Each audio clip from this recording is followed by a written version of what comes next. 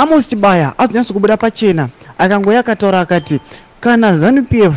nemutungamiriri wayo Amos Chibaya negovernment nedhezeta rapa ipolisi isikanzwisisi language yatinotaura tichiti vakomana vana Jameson Timber vari innocent tichapinda mustreet tigoprotesta sandapinda mashoko ayanyogwa panapa muthenewzimbabwe.com ndotibva subscriber wolike wotina on the bell icon. Munomuziva Amos Chibaya is a champion ndo vakomana vari loya kuna Nelson Chamisa anouya mashoko ake anonyogwa panapa zvichinzi